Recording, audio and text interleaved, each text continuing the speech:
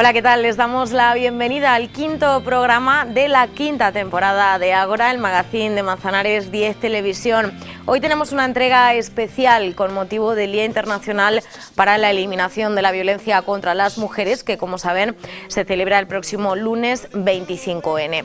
Hoy es un día para recordar a las 40 mujeres asesinadas en lo que llevamos de 2024 en España y las 1.283 desde el año 2003, que es cuando se empezaron a contabilizar estas cifras, así como la cifra de menores huérfanos y huérfanas, que asciende a 30 en lo que va de año y a 463 desde el año 2013. Según el informe anual sobre violencia de género del Observatorio contra la Violencia Doméstica y de Género del Consejo General del Poder Judicial, en 2023 fueron un total de 194.658 las mujeres víctimas de violencia de género, lo que equivale a unas 533 mujeres víctimas de violencia al día. Una de cada dos mujeres ha sufrido algún tipo de violencia machista a lo largo de su vida. Por eso hoy toca decir que se acabó, que no queremos más dolor, que no queremos más miedo, que tenemos que seguir denunciando la violencia que sufren cada día mujeres y niñas en todo el mundo. Violencia económica, vicaria, obstétrica, laboral, institucional, física, psicológica, sexual o simbólica. Violencia que se ejerce por parte de hombres hacia mujeres y que nace de una situación de desigualdad que aún hoy se sigue perpetuando. Aún queda mucho trabajo por hacer y es tarea de todas y de todos acabar con esta lacra social y estructural. Y ahora sí damos comienzo a este Ágora especial 25N con nuestro sumario. Leticia Moya, bibliotecaria de Pueblo, nos trae nuevas recomendaciones del centro de interés instalado en la Biblioteca Pública Municipal Lope de Vega con motivo del 25N. Seguimos repasando con José Carlos Naranjo la agenda cultural de los próximos días, marcados también por los actos del 25N en Manzanares. Primera entrega de la sección Las Gafas Violeta en colaboración con el Centro de la Mujer. Hoy dedicamos este espacio para hablar de los diferentes tipos de violencias machistas. Y en nuestra entrevista estaremos con la socióloga Cristina Cancho de la asociación Inciso Integración, con la que analizaremos la violencia sexual, cómo se manifiesta, su relación con la cultura de la violación y cómo podemos trabajar en la prevención.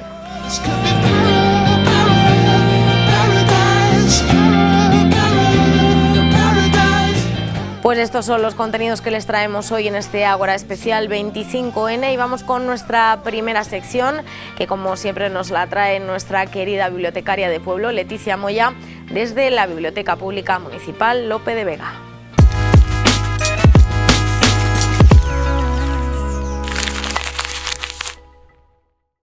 Buenas, soy Leticia de la Biblioteca Municipal Lope de Vega y hoy estoy aquí para recomendaros un libro sobre el 25N, Día Internacional de la Eliminación de la Violencia de género o contra las mujeres. Como sabéis, siempre vamos preparando centros de interés temáticos y teniendo siempre en cuenta pues, los días internacionales o festividades que tienen lugar en nuestra ciudad. Sabéis también, os quiero recordar que en la biblioteca tenemos 3 centros de interés permanentes, que es la estantería Violeta, una en la primera planta, que es para adultos, y la sala infantil y la sala juvenil otra, que tratan sobre temas de igualdad y de mujeres, que creo que está muy interesante porque aparte de temas de igualdad, también mostramos esos libros escritos por mujeres y que muchas veces pasan desapercibidos. Pero bueno, voy a centrarme en lo de hoy, que es, como os he dicho, el centro de interés y guía de lectura que hemos preparado para el 25N. Aquí detrás mío veis el centro de interés de adultos, donde vamos a poder encontrar libros como Isolina, la mujer descuartizada, que yo creo que en alguna ocasión ya os he recomendado, el de ¿Por qué volvías cada verano?, de Belén López, que además hace unos meses ya salió la sentencia, porque ya sabéis que está basado en un hecho real y al final el juez vio que eran hechos y su agresor fue juzgado y condenado. Luego también tenemos películas, una española, Son la mía. Ya no es tu casa, así que fuera, lárgate. Tranquila, me iré cuando me dé la gana. ¡Vete! ¿No puedes estar aquí, te enteras? ¡Vete fuera! He dicho de que mi me iré casa! cuando me dé la gana. Apártate, no te acerques a la niña, que no te acerques a la niña. ¡Es mi hija! ¡Que no la toques! ¡Es mía y la beso cuando quiero! Tenemos un clásico como es El color púrpura. Sister, you've been on my mind. He beat me when you ain't here. You beat me for not being you.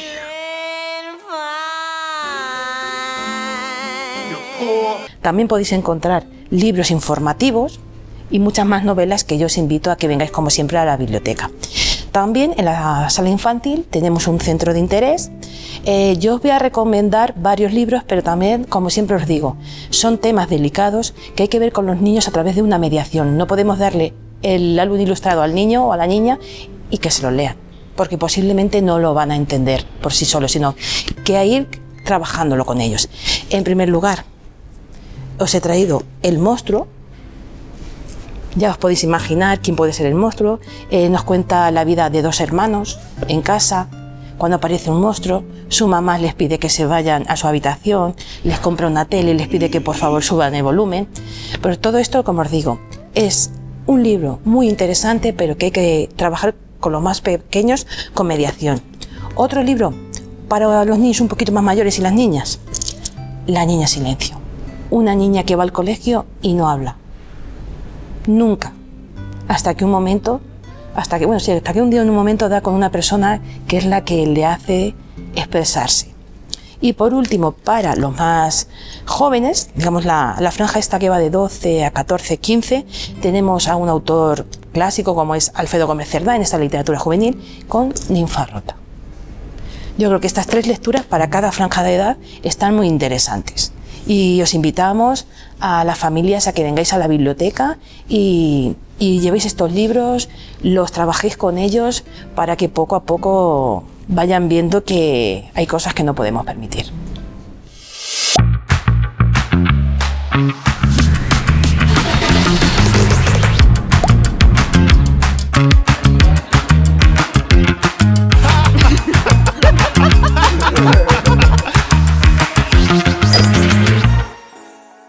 Pues esperamos que hayáis tomado buena nota de estas recomendaciones que nos ha traído hoy nuestra bibliotecaria de pueblo, y ahora también os pedimos que toméis nota de los actos que nos trae la agenda cultural de estos días, que como sabéis pues también están marcados por el 25N. Y para hablarnos de todos ellos tengo ya por aquí preparado a José Carlos Naranjo. Jocán, bienvenido. Muy buenas. Y como decimos, el 25N marca parte de nuestra agenda, aunque tenemos de todo tipo de actividades. Sí, de hecho está marcando la agenda incluso de hoy mismo, porque los actos ya han comenzado y hoy ha tenido lugar una mesa redonda sobre la prevención de la violencia de género en la infancia y en la juventud. Pero Irene, hay muchísimas cosas más. Además, durante los próximos días tenemos varios actos, te los voy a detallar y también a la audiencia para que pueda participar de ellos. Y el más inmediato lo tenemos mañana, que además viene una vieja conocida de Manzanares, porque regresa a nuestra localidad Pamela Palenciano para ofrecernos su monólogo No solo duelen los golpes. Va a ser mañana viernes a las 6:30 de la tarde en la Casa de Cultura.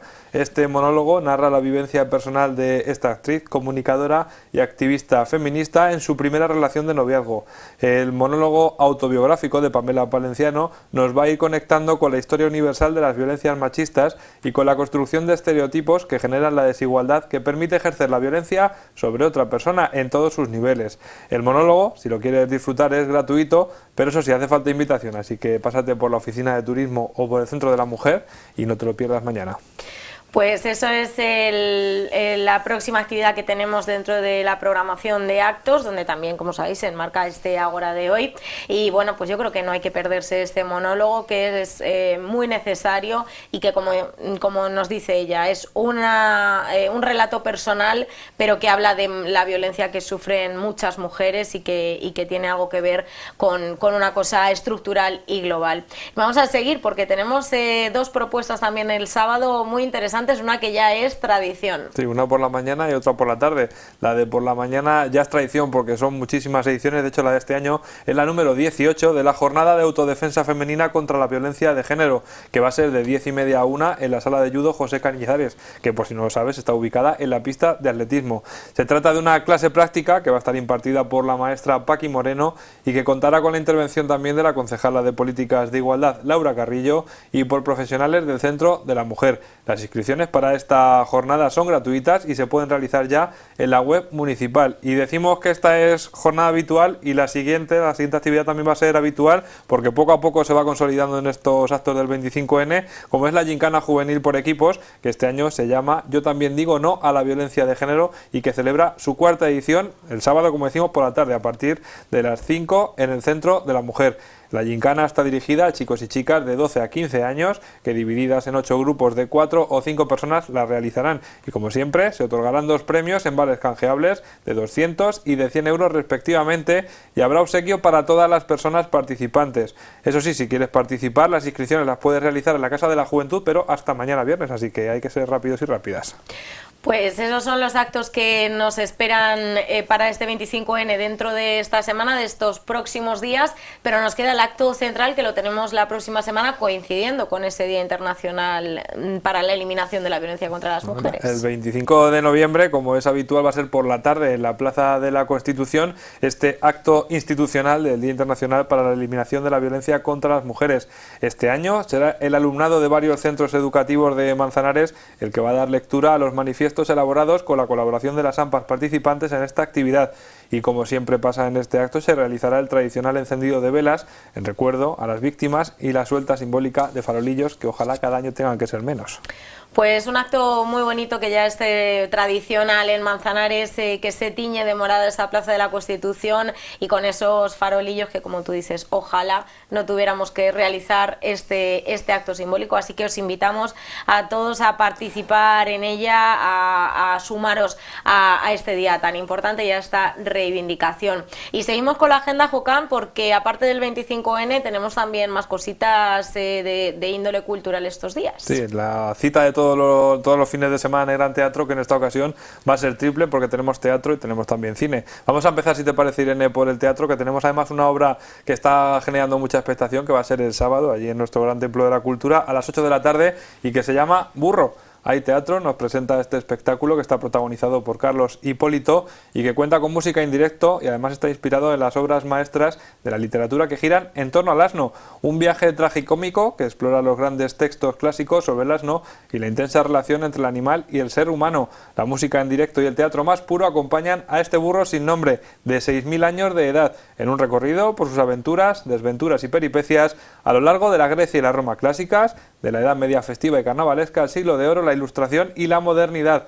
Las entradas en venta anticipada hasta mañana viernes tienen un precio de 12 euros y en la venta ordinaria, en las taquillas el sábado, 14 euros. Pues una nueva cita en nuestro Templo de la Cultura, como tú muy bien nos dices, y que tiene muy buena pinta esta obra de teatro de Álvaro Tato y Yayo Cáceres, que seguro que no va a dejar a nadie indiferente. Y como decimos, en el Gran Teatro también vamos a disfrutar del cine estos días. Sí, porque estamos inmersos, ya casi de hecho culminando esa semana del cine español, que habitualmente también tenemos en la programación cultural. Y en el Gran Teatro tenemos una doble cita con el Séptimo Arte, en este caso la primera, además un peliculón que está muy de moda, va a ser el viernes a las 8:15, La habitación de al lado, el primer largometraje rodado íntegramente en inglés de Pedro Almodóvar y que cuenta la historia de Ingrid y Marta, dos amigas de juventud. Ambas trabajaban en la misma revista, pero Ingrid acabó convertida en novelista de autoficción y Marta en reportera de guerra. Las circunstancias de la vida las separaron y después de muchos años sin tener contacto, vuelven a encontrarse en una situación extrema, pero extrañamente dulce. Pues esa es la primera cita con el cine que tenemos el fin de semana y cerramos el fin de semana con cine porque el domingo tenemos también una obra además especialmente recomendada para estos días y enmarcada también dentro de la temática del 25N, que es Soy Nevenka, ¿no? Efectivamente, eso va a ser el domingo a las 6 de la tarde, ya sabes que el horario de las películas del domingo es por la tarde para que podamos disfrutar también de la tarde del domingo y como decíamos vamos a poder disfrutar de Nevenka. Iciar Bollaín adapta a la ficción la historia real de Nevenka Fernández, la primera mujer en llevar a un político ante los tribunales por un caso de acoso sexual y laboral. A sus 24 años, allá por el año 2000, siendo concejala de Hacienda del Ayuntamiento de Ponferrada, Nevenka sufrió una persecución implacable, tanto sentimental como profesional, por parte del alcalde, un hombre acostumbrado a hacer su voluntad en lo político y también en lo personal. Decide denunciar, aunque sabe que deberá pagar un precio muy alto. Su entorno no lo apoya, la sociedad de Ponferrada le da la espalda y los medios la someten a un juicio público. Pues esa gran pionera que fue Nevenka, ese primer Me Too, podemos decir, que se dio aquí en España y que también reflejó en el documental Maribel Sánchez Maroto, que la tuvimos aquí en Ágora ya hace unos años, y que bueno, pues que Itziar ya ha adaptado y que seguro que bueno, pues que nos va a gustar mucho también cómo ha contado este relato que bueno, desgraciadamente nos suena todavía a día de hoy porque se sigue repitiendo.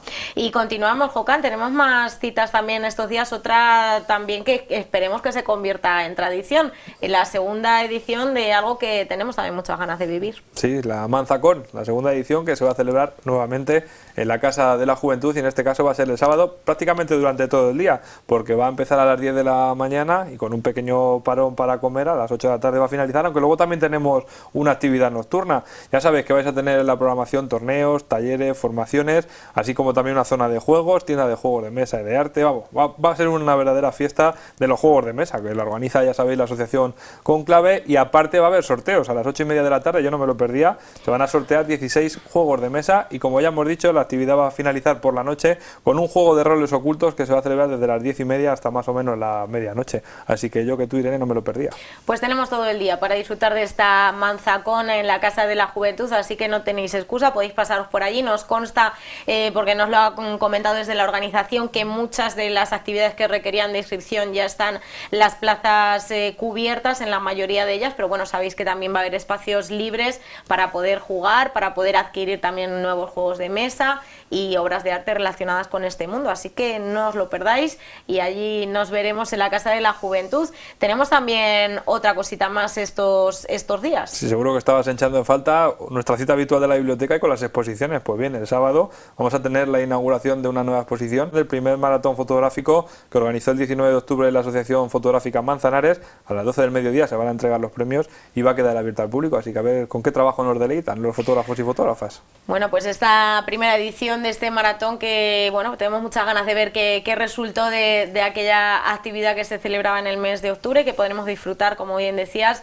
en la biblioteca. Y ponemos la mirada también ya en la próxima semana, porque aparte de ese acto del que hablábamos antes, central del 25N, también tenemos otra actividad cultural. Sí, el aula abierta de la Universidad Popular, que empezó esta misma semana con la primera edición, y la semana que viene vamos a tener ya la segunda conferencia dentro de ese nuevo ciclo. Va a ser el miércoles día 27 de noviembre a las 8 de la tarde en la Casa de Cultura, y como decimos, la segunda sesión de este cuarto ciclo de conferencia la organiza la Asociación Cultural El Zaque y contará con el arquitecto Teodoro Sánchez Migallón como ponente, y la ponencia se va a titular El Patio Manchego, así que vamos a seguir aprendiendo de nuestro folclore, de nuestra historia, de nuestras tradiciones. Pues esa nueva cita del aula abierta es con la que cerramos esta agenda cultural de los próximos días, así que esperamos que hayáis estado muy atentos y atentas y que no os perdáis nada de lo que nos espera esta semana y la que viene en Manzanares. Muchísimas gracias una semana más, ti, José Irene. Carlos Naranjo, por traérnosla. Nos vemos la semana que viene y a seguir celebrando, por lo menos concienciándonos con este 25N. Pues muchísimas gracias, compañero, y nosotros continuamos aquí en Ágora.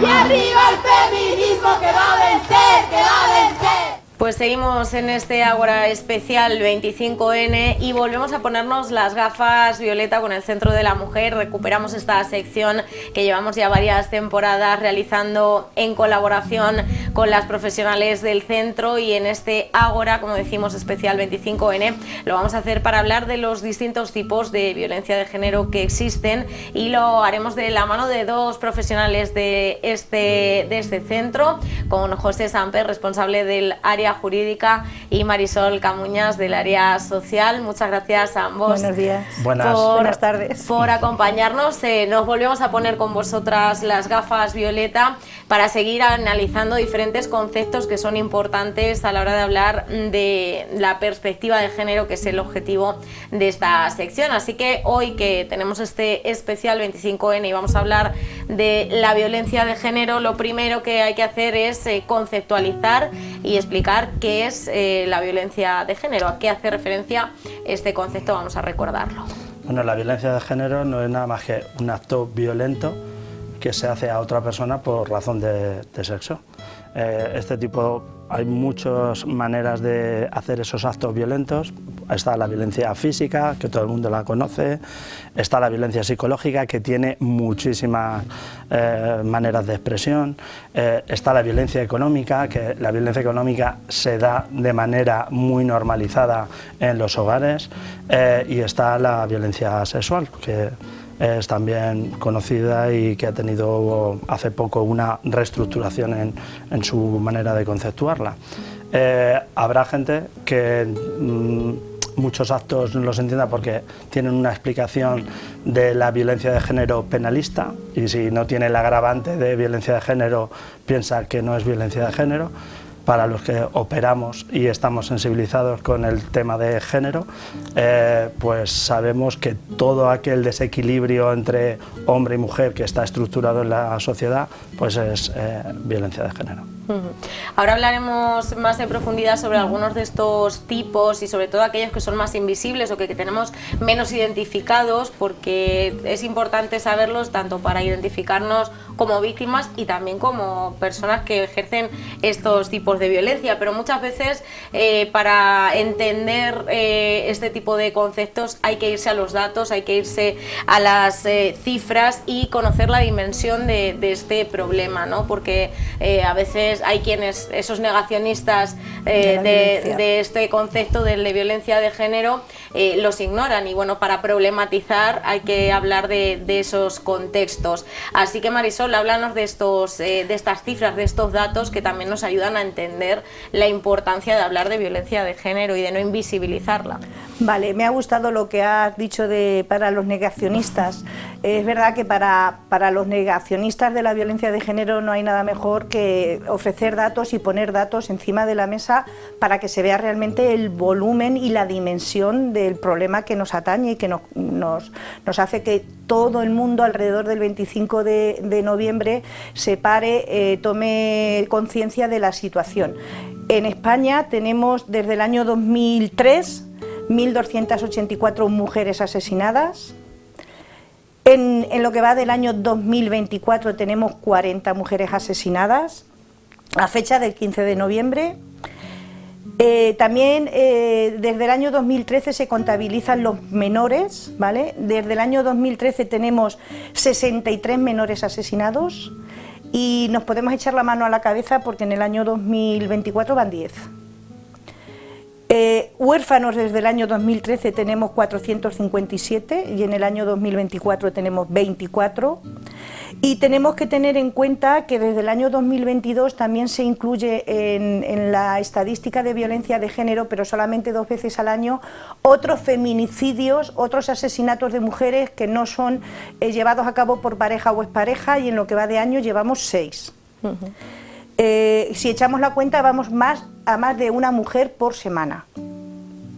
Y luego, como dato llamativo, porque luego más adelante incidiremos en estos colectivos más vulnerables, me gustaría destacar que el 20% de las mujeres asesinadas, el 20% tienen algún tipo de discapacidad reconocida, que eso también es un hecho que nos tiene que hacer reflexionar, y que el 40% de las mujeres que tienen discapacidad sufren violencia alguna vez en su vida. Que en el teléfono del 016 se recibe una media de 9.000 llamadas mensuales, que esto nos puede hacer una idea de que hay 9.000 personas que están demandando ayuda, información, apoyo, y que hay una media de 160.000 denuncias. Y para terminar, simple un dato, en el primer trimestre, solamente en 3 meses, se dieron 15.000 órdenes de protección en España. ¿Vale? Entonces, que tengamos en cuenta estos datos para pararnos y no minimizar el problema de la violencia de género, que es una realidad que está ahí, tan realidad que hay gente que habla de terrorismo, ¿vale? De terrorismo de género.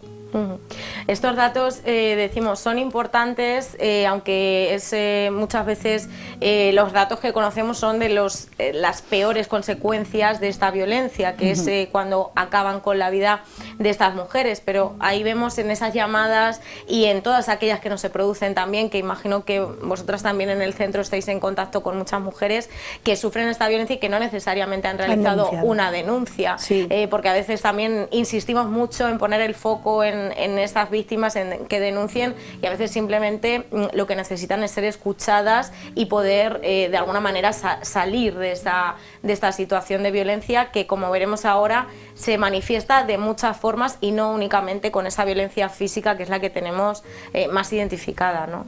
Sí, sí. Bueno, sí, llevas toda la razón. No todas las mujeres que sufren violencia están recogidas en estas estadísticas.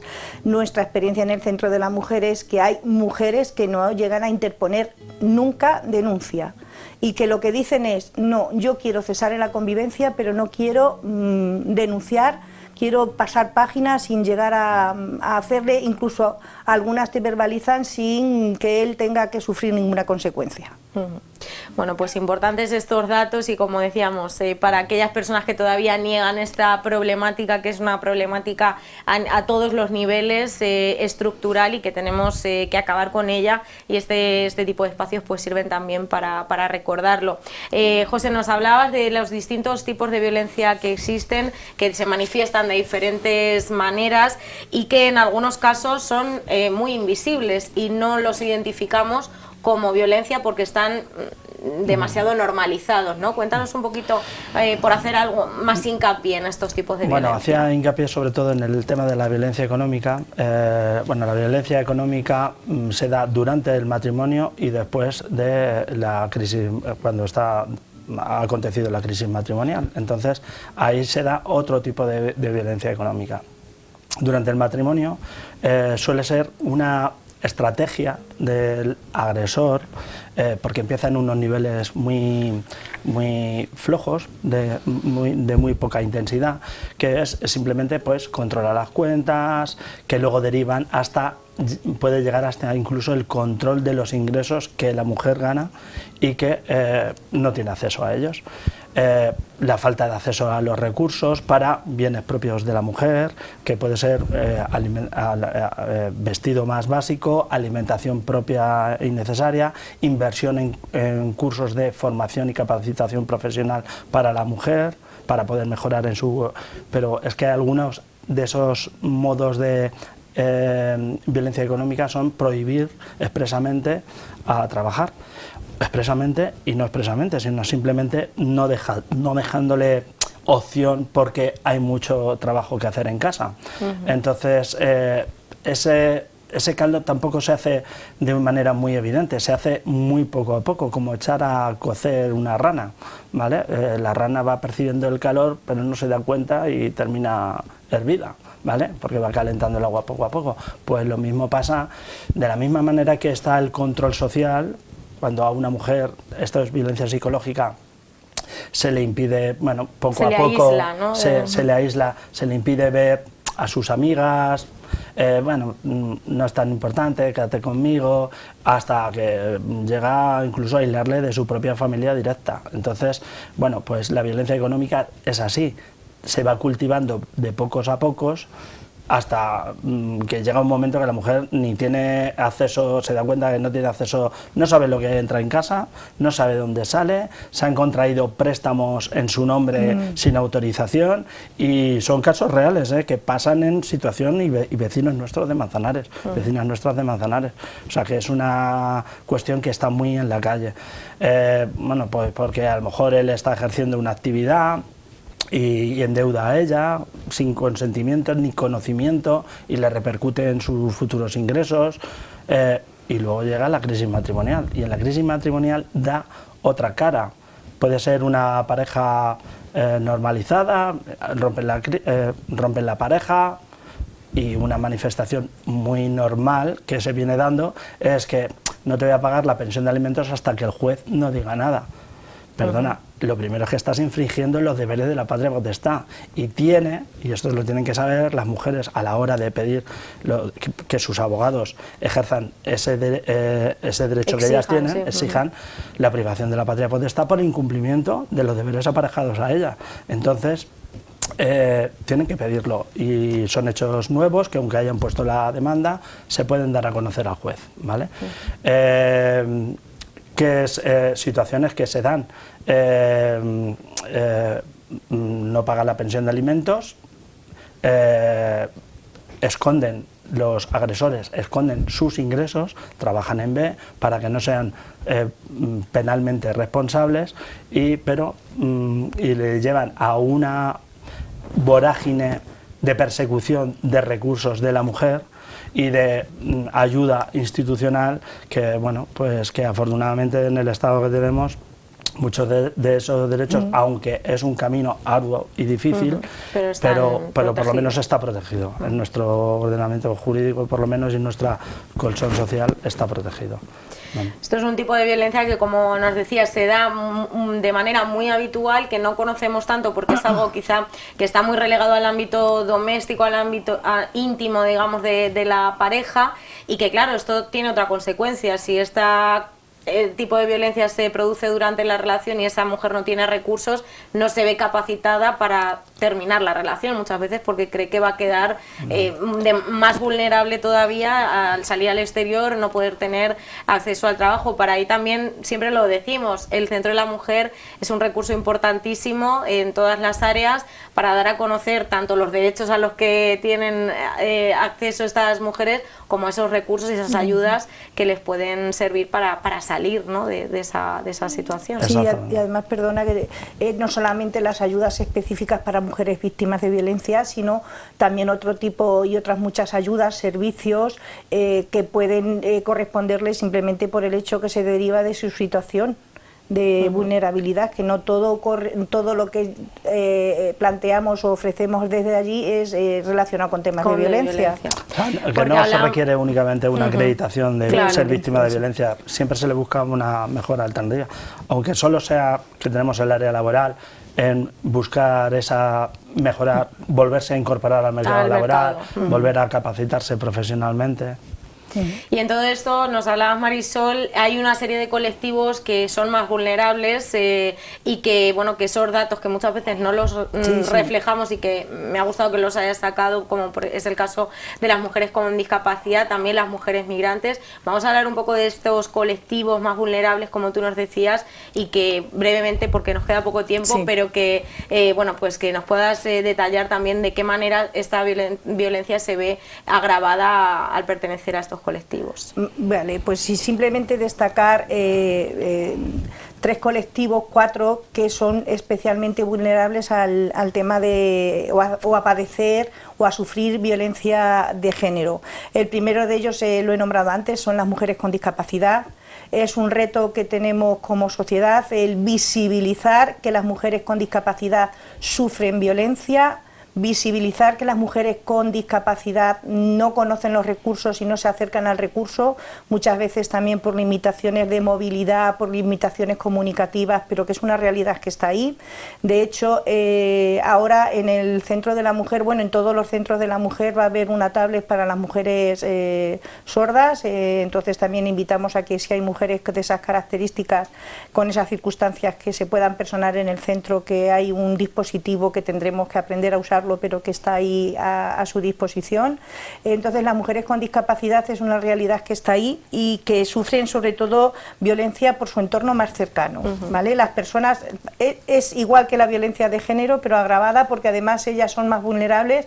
Las personas más cercanas que te tienen que cuidar son las que ejercen sobre ellas la violencia.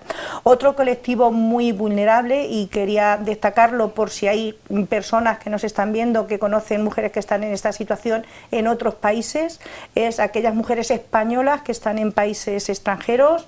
Hay una red de apoyo a nivel consular que hay que destacar, que funciona, y que desde que se hizo la reforma de la LOGIS funciona todavía más también.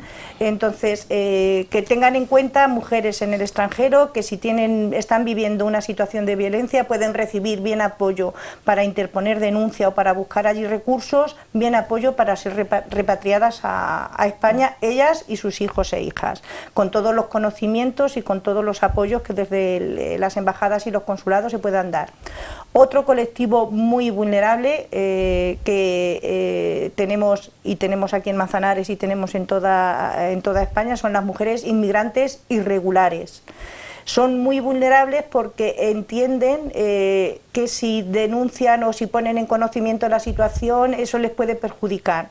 Y hay que hacer entender que en España se protege a todas las mujeres que sufren violencia, independientemente de la situación de regularidad e irregularidad en la que se encuentren en el país. Es más, si hay mujeres que están en situación irregular y son víctimas de violencia, se les puede acreditar de manera excepcional, porque existe ese mecanismo, que es verdad, José, que el mecanismo de acreditación para mujeres que estén en situación situación irregular es un mecanismo que funciona y que muchas de las mujeres no conocen, pero que existe. Y otro colectivo muy vulnerable y que antes eran testigos o testigas, iba a decir, testigos de la violencia de género son los hijos e hijas. Desde el año 2013 no se entienden como testigos, sino que ya se les entiende como víctimas de violencia de género, ¿vale? Entonces es un colectivo muy vulnerable porque las secuelas y el trauma invisible que pueden sufrir es una realidad que les va a acompañar siempre. Entonces, también hay un programa de atención psicológica a menores que funciona, que aquí en Manzanares se presta y que cualquier mujer que sea víctima de violencia de género puede solicitar para sus hijos e hijas este programa, y no solamente para los hijos e hijas de mujeres víctimas de violencia, sino que también se presta atención a menores víctimas de violencia, ¿vale? Y luego habría otros dos colectivos que habría que destacar, pero solamente por nombrarlos, que son las mujeres de ámbito rural, de pueblos pequeños de 2.000, 3.000, 4.000 habitantes. Manzanares lo podemos entender como población rural, pero bueno, ya con más de 17, 15.000 habitantes, pues la fisonomía de ruralidad se pierde un poco. Y las mujeres mayores de 65 años, que ese también, al igual que las mujeres con discapacidad, el colectivo de mujeres de más de 65 años que sufren violencia en este momento, pero que seguramente la llevan sufriendo toda la vida, es un colectivo que tenemos que visibilizar y tenemos que poner en valor. Y de hecho ahí un papel muy importante lo tienen los hijos y las hijas de estas mujeres víctimas de violencia, que tienen que ser conscientes de la situación que su madre lleva viviendo a lo largo de toda la vida y que tienen que ser capaz de animarla a ponerla encima de la mesa.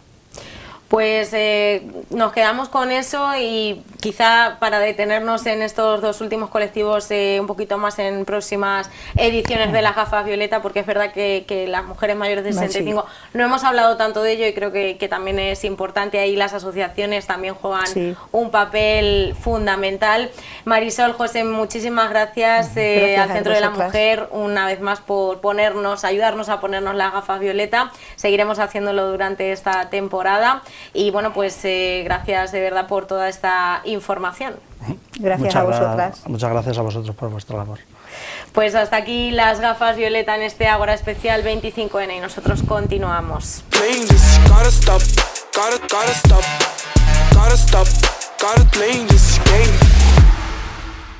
Pues llega ahora el momento de nuestra entrevista en este Ágora especial 25N, y como les hemos avanzado en nuestro sumario, el tema de hoy es el de violencia sexual, y lo vamos a hacer para hablar de ello con Cristina Cancho, que es socióloga y representante de la asociación Inciso Integración. Con ella vamos a abordar este tipo de violencia machista, y la vamos a saludar en primer lugar. Cristina, bienvenida. Hola, buenos días. Y muchísimas gracias por acompañarnos. Gracias a vosotras por invitarme. Bueno, vamos a hablar, como decíamos, de una de las muchos tipos de violencia. Hoy ya con el Centro de la Mujer hemos analizado algunos de los tipos que existen, y uno de ellos, como decimos, es la violencia sexual. Antes de nada vamos a definir este concepto, si te parece, y explicar por qué la enmarcamos dentro de los tipos de violencia machista. Pues sí, porque además es complicado conceptualizarla, ¿no? Las leyes la conceptualizan, pero las personas no las tenemos exactamente muy claro qué es eso de violencia sexual. Escuchamos la palabra violencia y pensamos que en todo momento, para que haya violencia sexual, tiene que haber algún tipo de agresión física o contacto físico. Es decir, que la conceptualización no es fácil, sobre todo para quien no está muy familiarizada o familiarizado con este tipo de conceptos, ¿no? Pero sí, la violencia sexual tiene una gradación, va desde la violación, que todo el mundo a lo mejor es más reconocible que conozca, hasta la insinuación constante o insistente de tener relaciones sexuales dentro de la pareja, por ejemplo. Es decir, que todo ese espectro de comportamientos, con todas sus gradaciones, estaría incluido dentro del concepto de violencia sexual, pero puede contemplar la mutilación genital femenina, por ejemplo, puede contemplar la prostitución, puede contemplar la pornografía forzada. Es decir, que hay muchísimos comportamientos o situaciones que pueden dar lugar a una conceptualización de violencia sexual. Lo que pasa que también nos falta formación.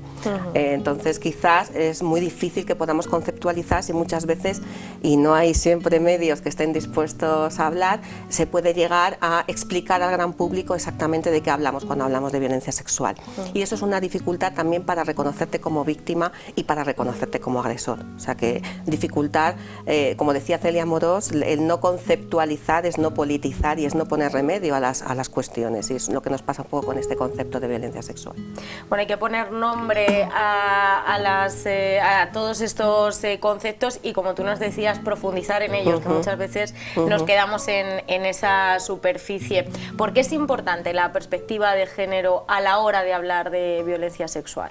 Bueno, pues como en tantas cosas, las mujeres desde los años 70 hemos ido conceptualizando aquellas cuestiones que nos afectaban, ¿no? El movimiento feminista, el movimiento de mujeres, ha ido poniendo nombre a aquellos malestares que en principio no tenían nombre, y la violencia sexual es uno de ellos.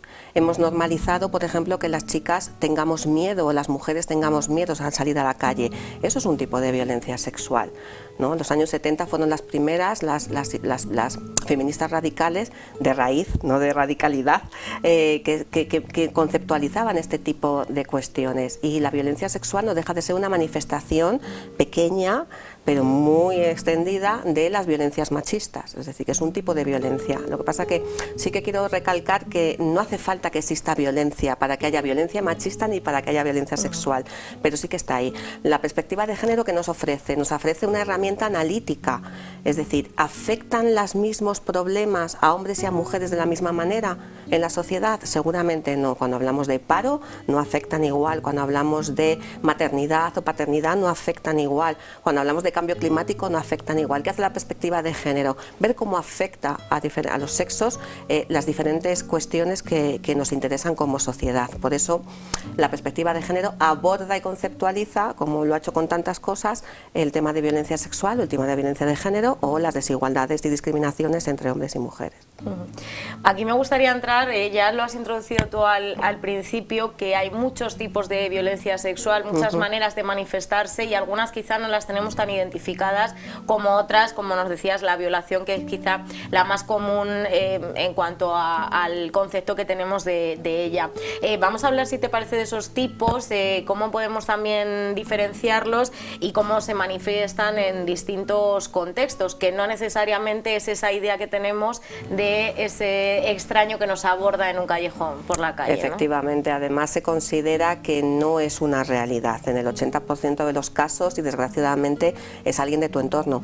Es decir, puede ser un compañero de trabajo, puede ser tu propia pareja, puede ser una relación de un día, puede ser que vayas caminando por la calle y alguien te diga algo con cierta insinuación sexual, puede ser que incluso dentro del matrimonio se produzca la violación. Es decir, que hay muchísimos tipos pues, si nos metemos en redes sociales, ya la cantidad de violencias que se pueden producir, y esto se produce en todas las edades, es decir, no hay una edad para ser violentada sexualmente, y se produce en todos los contextos, tanto el público como el privado, con conocidos y con desconocidos. Pero sí que es verdad que la prevalencia, al menos en España, y los datos apuntan que en todo el mundo, fundamentalmente es de conocidos. Y además es una problemática desconocida, porque la vergüenza, la culpabilidad que todavía muchas veces las mujeres arrastramos, en no sentirnos creídas por la sociedad, o incluso nosotras mismas nos negamos el relato, hace que no salga a la superficie toda la violencia sexual que hay ahora mismo. Pero los datos de hace unos pocos días decían que una mujer es violada en España cada 3 días. O sea que son como para tomárselo en serio, ¿no? Nos hablabas al inicio que de el no sentirse identificada como víctima y el no sentirse identificado como agresor. Esto responde a que se han normalizado determinados comportamientos que están, vamos a decir, socialmente aceptados, como las violaciones que se producen dentro del matrimonio, que tú también lo has hecho referencia, ¿no? Aquí supongo que los roles de género también juegan un papel muy importante, ¿no? Claro, el movimiento feminista, la perspectiva de género, ya nos hablaba de la socialización diferenciada, ¿no? Nos educamos de manera diferente para ser hombre o para ser mujer. Existe el cajón del azul y existe el cajón del rosa también para el comportamiento sexual, ¿no? El papel que tiene la sexualidad en las mujeres es completamente diferente. No significa que todas las mujeres seamos pasivas en el sexo o en la sexualidad, pero sí que hay un determinado comportamiento que está socialmente aceptado para las mujeres, que es ¿no? el de recato, el de esperar a ser elegida o a ser deseada, ¿no? Eso influye también a la hora de conceptualizar la violencia sexual. En el caso de los chicos, el tema de la violencia, por ejemplo, o tener sus necesidades siempre tan claras o siempre dispuestas a ser atendidas por otra mujer, también es importante a la hora de conceptualizar la violencia sexual. Por eso decimos que no hay que quedarse solamente con la punta del iceberg de la violación, sino todos los comportamientos socialmente aceptados, como tú estabas diciendo, que hacen posible que esa violación se produzca, ¿no? Y la socialización diferenciada, cómo nos educamos desde que somos bien pequeños, incluso antes de estar en el vientre materno, ya tenemos ahí una carga simbólica, una cultura patriarcal que nos va a marcar incluso también en la parte de la sexualidad, ¿no? En estos cajones que nos decías, en ese cajón azul y en ese cajón rosa, hay algo que se ha quedado fuera del cajón rosa, que es el deseo, porque hablamos mucho del consentimiento, que es importante, pero estamos dejando de lado el deseo, porque quizá dentro del matrimonio, por ejemplo, de la pareja, se producen relaciones consentidas, donde la propia mujer está consintiendo mantener una relación sexual, pero que realmente no hay un deseo y bueno, quizás se ve de alguna manera obligada por complacer en ese otro rol de género a su pareja, ¿no? Y además esto que estás contando se produce tanto en edades tempranas como en edades tardías. Yo cuando trabajo con grupos de mujeres, que trabajo con muchos grupos de mujeres, ellas entienden perfectamente la insistencia como una forma de violencia hacia su persona, ¿no? Porque sus parejas, y puede que incluso digan que las quieren mucho, utilizan la insistencia como una herramienta para acceder a sus cuerpos. Por eso también es donde entronca directamente la violencia de género con la violencia sexual. Cuando hablamos de violencia de género hablamos de uso de poder, ¿no? Cuando tus necesidades están por encima de mis deseos o de mis necesidades, o tus apetencias están por encima, lo que estás ejerciendo sobre mí es poder. Y es ahí donde entroncan perfectamente la violencia de género con la violencia sexual. Cuando a ti un chico o un grupo de chicos en un coche, cuando eres jovencita, te dicen algo por la calle, no lo están utilizando, no te lo están diciendo a ti porque seas Julia, Ana, Irene, Cristina o Pepita, te lo están diciendo porque es una forma de decir, este espacio es nuestro y te disciplino para que sepas que este espacio que estamos aquí utilizando, el espacio público, tú tienes que tener miedo y yo soy quien actúa con el poder, ¿no? Por eso decimos que la violencia sexual es un tipo de violencia de género, es una manifestación de la violencia de género, porque la raíz principal o el instrumento principal para acceder al cuerpo de las mujeres, consumando o no consumando, pero simplemente dejando ese poder ahí bien evidente, es justamente esa parte de poder, ¿no? Este concepto que has dicho, el del poder, que es algo que bueno, que es transversal a todas las diferentes manifestaciones que tiene la violencia machista, quizá nos suena un poco, desgraciadamente, porque últimamente han salido a la luz y afortunadamente han salido a la luz, porque habrá muchos otros que no salgan nunca, casos más mediáticos de violencia sexual y que responden a esto, ¿no? Esa relación de poder de personas que ostentaban diferentes cargos, ya sea en la política, dirigiendo una película, siendo famosos simplemente, y aprovechando ese poder para con la otra persona violentarla de esta manera, ¿no? Esto es muy común a todos la violencia sexual que se produce, esa relación de poder y ese dominar ese espacio porque creen que tienen derecho a ello, ¿no? Efectivamente, y además estos casos tan mediáticos nos permite hablar de la violencia sexual, que siempre es como la hermana pequeña, lo tenemos tan normalizado muchas veces que no nos cuesta hablarlo.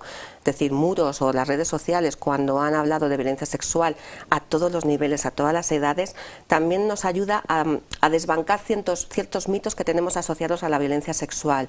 Por ejemplo, que es el callejón oscuro que tú referías antes, ¿no? En estos casos que han salido tan mediáticos, normalmente son mujeres con las que tú tienes contacto todos los días o de una manera sistemática o habitual.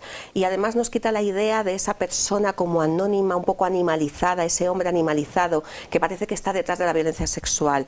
Tenemos caras tan sumamente agradables, por ejemplo, como la de, desgraciadamente, Íñigo Errejón o los dos chicos tan jóvenes de Ajax y Pro, que ahora mismo tienen que dilucidar estos casos en la justicia, pero nos quita ese mito de lo que es el violador, ¿no? De lo que es el agresor. Nos lo quita completamente. El depredador, ¿no? Efectivamente, que lo animalizamos y no son hijos sanos del patriarcado, son hijos que pueden estar perfectamente siendo hermanos, siendo primos, siendo sobrinos, siendo esposos, ¿no? Por no hablar de la prostitución, que me imagino que hablaremos más adelante. Y también nos quita el mito de cómo debe de ser una víctima. Ya pasó con la víctima de la manada, ¿no? Se la criminalizaba porque seguía haciendo su vida de una determinada manera, ¿no? Y se ponen en entredicho los relatos de las mujeres porque no cumplen con ese mito de cómo debe de ser la víctima perfecta. Entonces, son tres elementos que me parecen importantes. El hablarlo, es decir, no utilizar, el poder utilizar este tipo de cauces para poder hablar de la violencia sexual, incluso también en la familia, en la casa.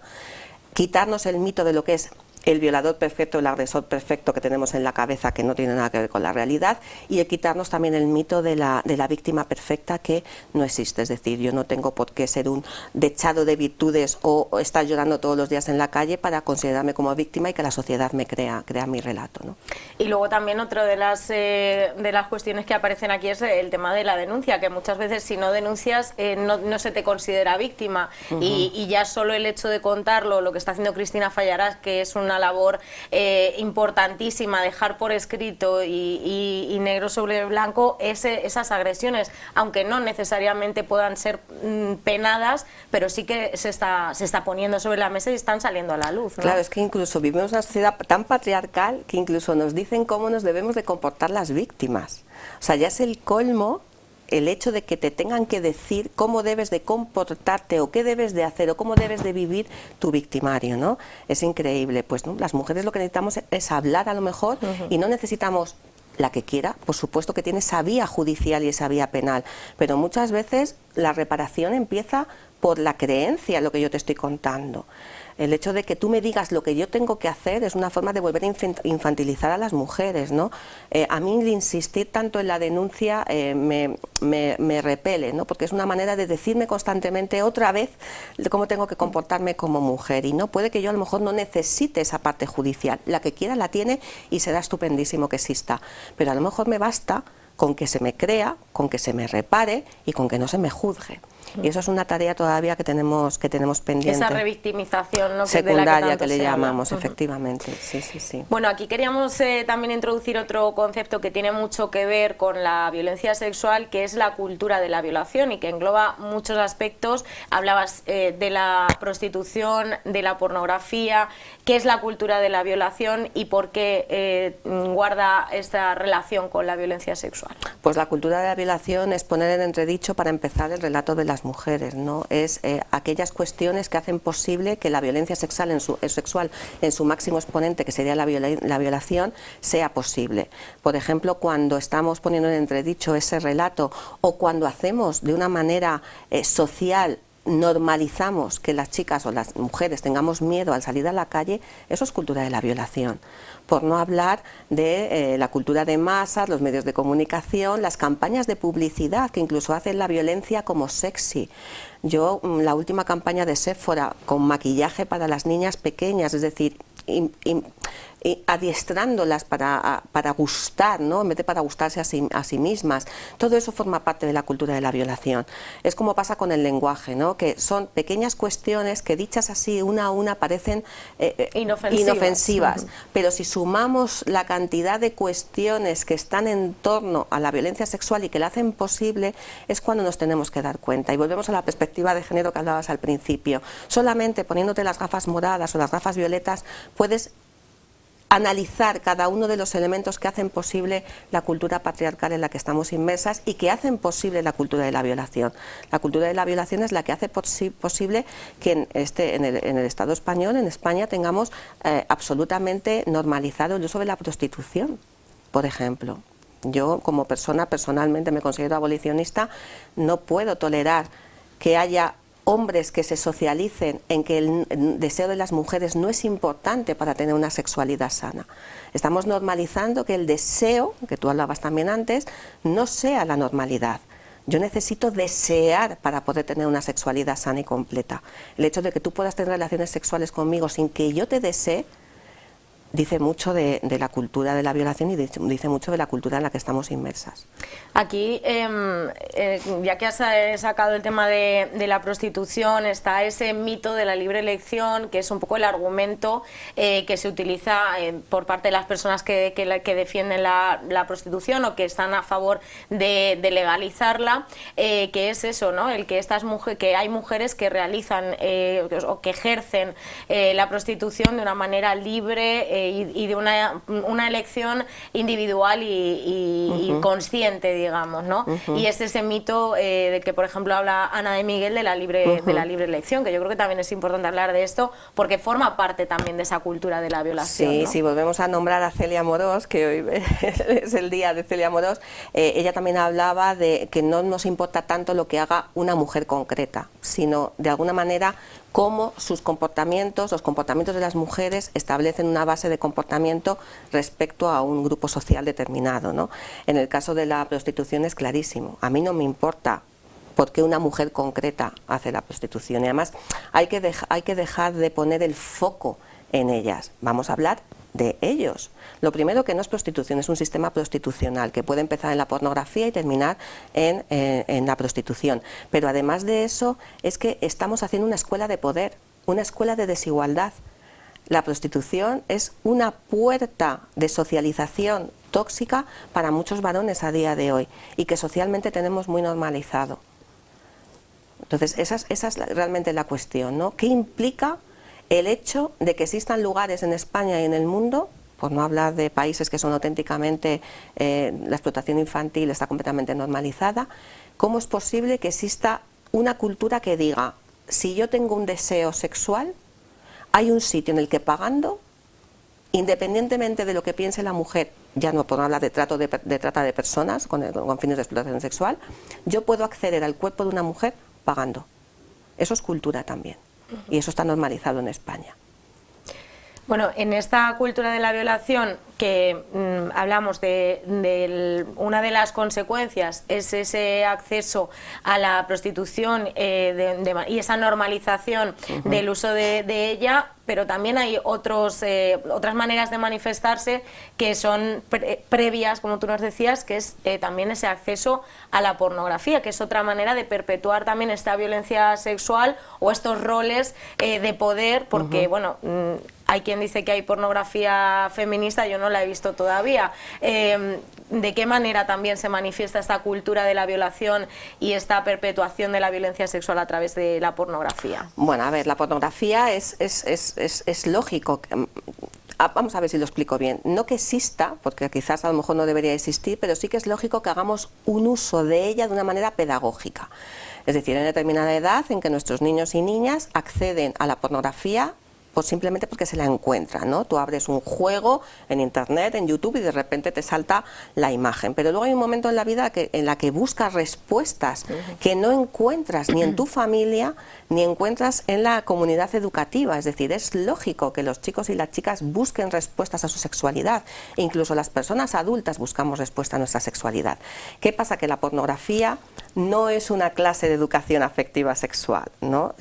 La pornografía, lo que encontramos ahora mismo, fundamentalmente, si buscamos los vídeos más descargados de pornografía, nos encontramos que normalmente son muy violentos, ¿no? Es muy común, no sé si estamos en un horario que se pueda hablar, pero bueno, los ahogamientos, los tirones de pelo, los cachetes un poco subidos, es decir, se ha normalizado un tipo de pornografía que anteriormente era considerada directamente BDSM, ¿no? Ahora mismo está muy normalizada. Entonces yo me acerco a la pornografía y lo que entiendo, escucho y aprendo es una determinada forma de comportarse, de entender las relaciones basadas en un poder, donde el placer femenino no cuenta para nada, para empezar, es decir, está muy interiorizado eso de que solamente hay que insistir para que las chicas digamos que sí, y además es muy violento, ¿no? Entonces, lógicamente, eso estamos educando a una generación en ese tipo de comportamientos. Y lo que alarma también son los datos. Cada vez el acceso, no sé si están unos 8 años de media, el inicio, cuando los, iba a decir jóvenes, pero no, son niños y niñas que empiezan a consumir este contenido cada vez antes. Y claro, si esto no se contrarresta con una educación sexual y afectiva en los centros educativos, en las familias, pues es la única educación sexual que reciben, ¿no? Efectivamente. Lo que pasa es que no podemos culpabilizarles, es decir, hay que intentar trabajar con la gente joven, incluso con las personas mayores o con quien sea, de una manera pedagógica.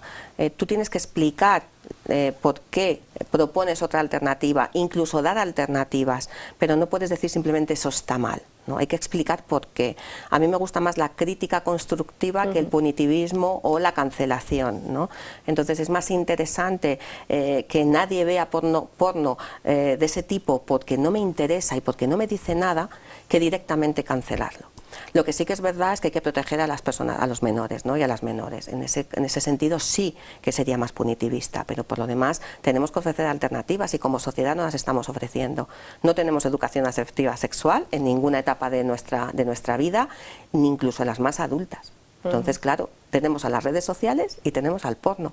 Si no ocupamos ese hueco con una información de calidad, pues lógicamente las respuestas se buscarán en los sitios inadecuados. Justo aquí te quería preguntar un poco cuál es la recomendación, cuál es la receta un poco para todo esto, porque claro, hablábamos del acceso de la normalización de la prostitución, del acceso cada vez más temprano a la pornografía, de la perpetuación de toda esta violencia sexual a través de la cultura de la violación, la representación también de las mujeres, que eso daría para otro programa. Claro, aquí hablamos muchas veces de legislar, pero las leyes por sí solas, si no hay una educación de fondo, tampoco tienen mucho sentido, ¿no? Efectivamente, distinguimos entre lo que es la igualdad formal, que es la que está escrita en las leyes, y la igualdad real, que es cuando se ponen las leyes en práctica, ¿no? También hay que ser consciente de dónde venimos, ¿eh? Venimos de un país donde hasta hace nada, hasta el año 89 no se reconocía la violencia sexual como un delito. O sea, el año 89 es antes de ayer, pero es que venimos anteriormente de un país donde se podía obligar a una mujer violada al matrimonio con su agresor para que éste no fuera a la cárcel y para reparar el daño que se había hecho a la familia, es decir, el honor, ¿no? Recetas mágicas no existe. ¿Qué decimos las personas que trabajamos en igualdad? Que hay que transversalizar. Es decir, ¿hay que poner el acento únicamente en la educación? No. Habrá que tomar también cartas en el asunto en el tema de la violencia sexual que hay también en las empresas, o en la violencia sexual que hay dentro de las parejas, o la violencia sexual que hay dentro de las familias. Es decir, cuando trabajamos en igualdad o transversalizamos y tocamos un poco todas las cuestiones o no tocamos ninguna. Es muy complicado hacerlo de manera fragmentaria. ¿Qué nos hacen las leyes? Darnos un paraguas legal. Pero los paraguas legales tampoco son perfectos. Pongo el ejemplo de la ley del solo sí es sí, la famosa ley del solo es sí. En el caso de la violencia de género, la violencia de género es un delito público, es decir, que yo, Cristina, si soy consciente de que existe un acto de violencia de género en cualquier entorno que está cerca de mí, tengo el derecho y la obligación de denunciarlo. No pasa lo mismo con la violencia sexual. La violencia sexual es un delito privativo, es decir, solamente la persona que haya sido o la mujer agredida puede poner su propia denuncia. Es decir, que incluso las leyes en ese sentido, luego lo que tú has dicho también, está muy bien poner el foco en el consentimiento, pero también hay que ponerlo en la libertad sexual. Es decir, tener prácticas sexuales que yo llegue hasta donde quiera llegar y tenga la posibilidad de hacerlo, porque vivimos en una sociedad tan sumamente igualitaria que yo puedo establecer mis deseos sin necesidad de que nadie me juzgue. Y me voy a una cuestión que me he encontrado en los institutos y que me preocupa. Todavía se sigue dando sexo por amor. Es decir, a muchas edades, y no tan tempranas como pensábamos, se sigue trabajando el hecho de sexo por amor. Hay que trabajar las habilidades sociales, hay que trabajar las relaciones intrapersonales, es decir, cómo me trato yo a mí misma. Por eso muchas veces cuando ponen el grito en el cielo, porque la educación sexual no debería de ser a los 3 años, pensamos que es que a los niños les enseñan a poner un condón con 3 años. No, se trata de que a trabajar la autoestima, por ejemplo, trabajar mis deseos, trabajar mi autoconcepto, mi autoaceptación, trabajar mis habilidades intrapersonales para yo poder hacerlo. Es decir, que las soluciones tienen varios frentes, por centrar la pregunta que me estabas haciendo. Tenemos que transversalizar esas respuestas, no puede ser única sola. Es decir, yo no, si termino con la pornografía no voy a acabar con la violencia sexual. Puede ser algo más. Pero necesito transversalizar todas las medidas, la parte jurídica, la parte empresarial, la parte familiar, la parte coeducativa, pero necesito trabajarlas todas al mismo tiempo, porque si no es muy complicado que podamos acabar algún día con esta... ¿Y cómo se consigue? Quiero decir, sé que es complicada la pregunta, pero muchas veces, y sobre todo últimamente, desgraciadamente, encontramos una resistencia y una reacción bastante preocupante a este tipo de medidas, ¿no? Que lo que se pretende es una sociedad más igualitaria, pero como ahora últimamente el tema de la libertad está tan bueno, se utiliza tan a la ligera, parece que porque nos eduquen de alguna manera en cómo llevar relaciones sanas, ya nos están privando de nuestra libertad individual, ¿no? Bueno, ¿cómo se consigue lidiar con esto? Somos un poco selectivos y selectivas con el tema de la libertad, es decir, la peor conculcación de la libertad que ahora mismo existe es que yo no pueda salir a la calle de una manera tranquila, igual que lo hace mi hermano, mi primo o mi sobrino. Es decir, que la violencia sexual está ahí. También hay otra cuestión que es el negacionismo, ¿no? Es una forma, como tú estás diciendo, de antitrabajar porque acabe la violencia sexual. Lo que pasa que yo, respecto al negacionismo, tengo como 2 enfoques. Hay negacionistas o personas poco informadas, y lo que hace falta es información y formación, es decir, pues una cuestión de incultura o de poco acceso a la información, porque los datos están ahí, los relatos están ahí y la bibliografía está ahí, y luego hay un tipo de negacionista de mala fe. Es decir, yo al negacionista de mala fe creo que ya no se puede hacer nada con ello, es decir, no le interesan los datos, no le interesan las vivencias de las mujeres y no le interesa el tema. Pero sí que hay que centrarse en esa gran cantidad de población que es negacionista o directamente no le da la importancia por desconocimiento. Y ahí tenemos una labor pendiente y es trabajar con los chicos y los hombres. Es decir, con una aproximación pedagógica, pero tenemos que acabar con la masculinidad tóxica, porque si bien la violencia sexual no es necesario que seas hombre para realizarla, ¿no? Para convertirte en un agresor, pero sí que es una cualidad o una cuestión que es indisoluble y va unida a la violencia sexual. Entonces, el negarlo no le hace bien a ninguna persona, pero tampoco le hace bien a los chicos. Yo creo que tenemos que afrontar esa disyuntiva y tendrán que afrontarla ellas en algún momento. Empezamos por la masculinidad tóxica, que de alguna manera incluso no cree el relato o minimiza el relato o incluso bromea sobre el relato. Y seguramente hay muchos grupos de WhatsApp, hace poco ha salido uno en Portugal de 70.000 universitarios que bromeaban, o cuando salió aquí el caso del Colegio Mayor, Sanauja, efectivamente. Sí. Es decir, trivializar determinadas cuestiones. Yo no me creo que todos los chicos sean así, es que no lo son. Pero sí que es verdad que tienen que dar un paso al frente también en esta cuestión. No podemos ser siempre las mujeres las que hablemos de estos temas, porque creo que como sociedad, para ser una sociedad más justa e igualitaria, necesitamos involucrar a todas las personas posibles.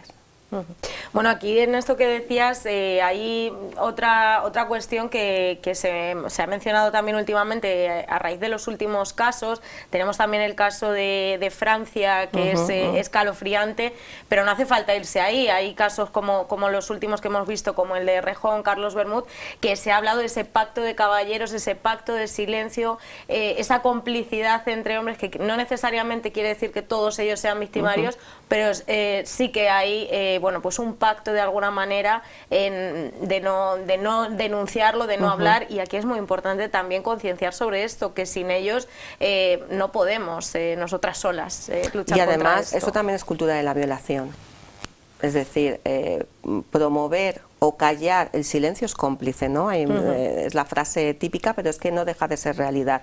Nosotras necesitamos hablar, pero ellos también necesitan hablar y no ser cómplices. Necesitamos más hombres, en vez de menos machos, más hombres y menos machos, que den un paso al frente y censuren determinados comportamientos que ven en su grupo de pares, en su grupo de amigos, en su grupo de familia, y que sean aliados realmente, no de boquilla como el caso famoso, sino realmente que lo hagan en público y en privado, porque esa es otra de las grandes cuestiones que está por ver, ¿no? La violencia sexual también está dentro de la pareja, y la violencia sexual también está dentro del matrimonio, y hay personas o aliados que son muy aliados de caras para la galería, pero luego a lo mejor en casa no son todo lo aliados que quisiéramos que fueran, ¿no? Pues Cristina, queda mucho camino por andar, queda mucha educación en general, mucha formación, mucha información, y desde aquí pues intentamos aportar también este pequeño grano de arena para acercarla a toda la ciudadanía. Yo te quería pedir, ya para finalizar la entrevista, un mensaje final en este programa especial por el Día Internacional para la Eliminación de la Violencia contra las Mujeres, este especial 25N. ¿Cuál sería el mensaje que lanzarías bueno, pues para cerrar un poquito esta entrevista? Pues mira, voy a utilizar el lema de Feministas de Pueblo, si te parece, que salía en redes hoy, que es hartas. Las mujeres estamos hartas de falsos aliados, las mujeres estamos hartas de la violencia sexual, las mujeres estamos hartas del machismo, pero para acabar con ese machismo necesitamos que todo el mundo reme en la misma dirección. Me quedaría con eso.